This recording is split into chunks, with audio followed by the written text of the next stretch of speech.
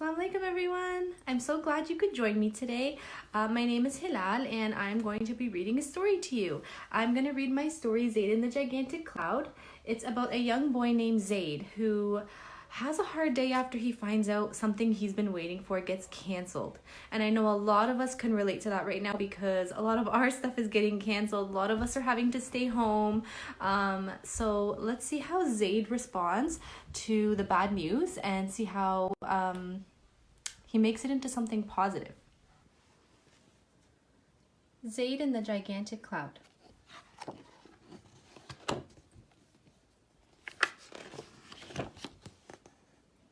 On Thursday evening, just before bed, Zaid carefully packed for his special weekend trip. Swimming trunks? Check. Marshmallows and graham crackers? Check. A new joke book and flashlight? Check. He zipped his bag closed. Just one more day of school, and then he would be off to his uncle's annual camping trip. Just then, Zaid's mom knocked on the door, and she came in. She looked worried. "I'm sorry, Zaid," she said, "but your uncle had to cancel the camping trip because Ahmed is sick with chicken pox." "Oh no," Zaid groaned, throwing himself backwards on his bed. He'd been looking forward to his trip with his cousin Ahmed for months.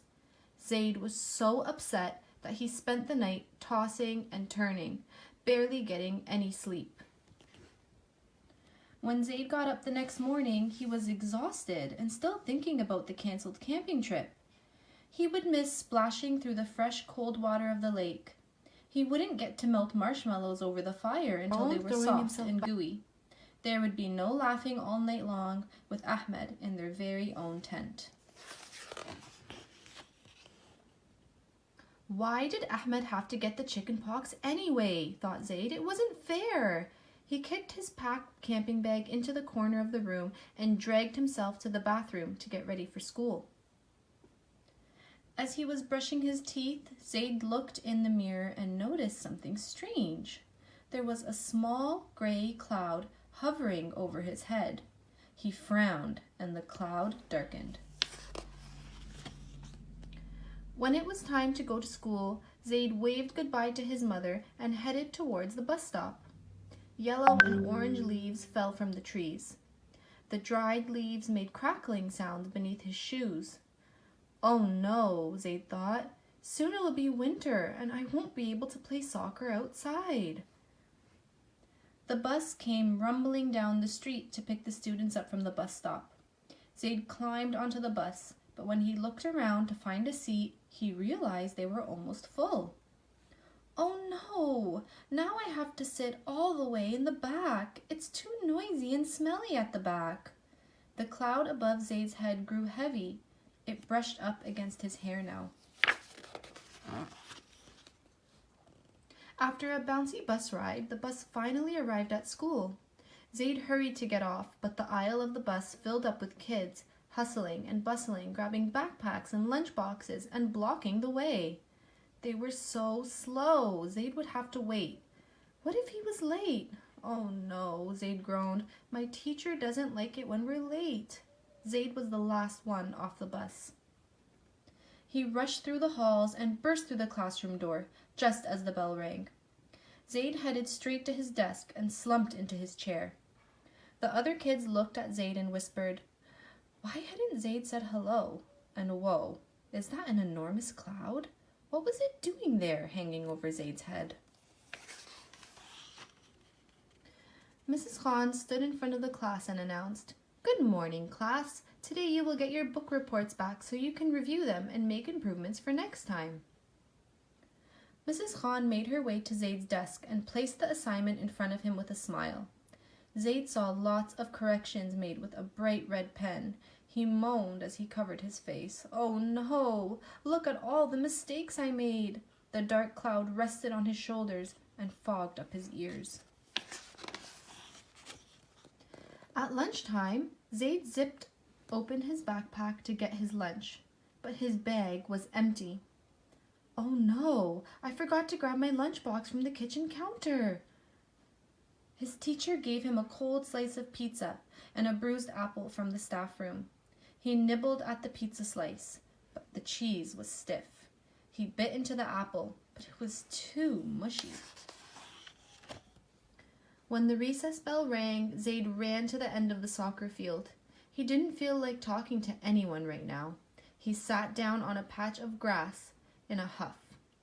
I'm having a bad day, he thought. The cloud puffed around Zaid's neck.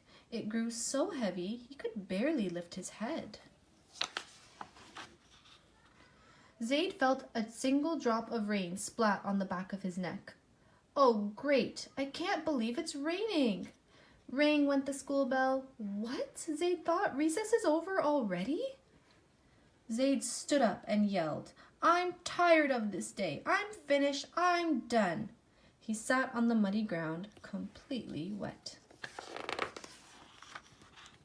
A few moments later, Zaid heard a faint chirp from a shrub nearby.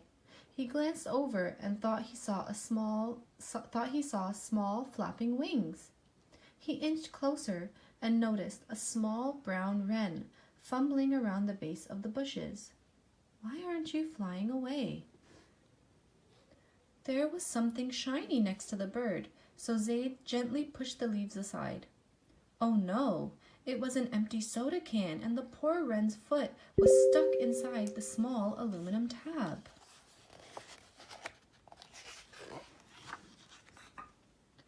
Zaid looked around to see if anyone could help, but all the teachers and students were too far away to hear him.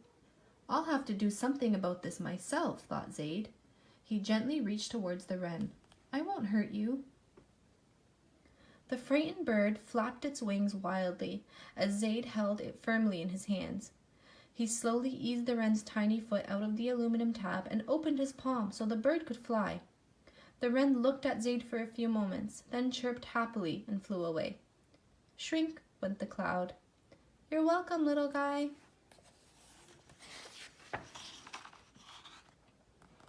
When Zaid heard the bell ring for a second time, he sprinted back to class so he wouldn't be late again. In class, Mrs. Khan whispered, Zaid, I hope you saw all the comments I made on your book report. I did, Zaid murmured. Well, his teacher exclaimed, I'm excited to see your next one. Zaid was confused. Was Miss Khan joking? What do you mean? He asked her. My book report was filled with mistakes. Zaid, Miss Khan began, your book report was excellent, but I added some suggestions so that your next one can be even better. You know, we only get better at our work when we try fixing our mistakes. Zaid felt better and promised to work hard to improve. Shrink, shrink, went the cloud. On his way home, Zaid had to sit at the back of the bus again, because all of the other seats were snatched up. But this time, he noticed there was a pleasant breeze coming through an open window. Then the girl sitting in front of him opened up her bag and showed him her pet turtle. She had brought it in for show and tell that day. Zaid loved turtles. As Zaid walked home, a leaf fell off a tree and he felt it land on his head. He pulled it out of his hair and stared at it. What an awesome fiery red color it had. He couldn't wait to pile all the leaves up outside his house so he could jump right into the middle. Shrink, shrink, shrink, went the cloud above his head.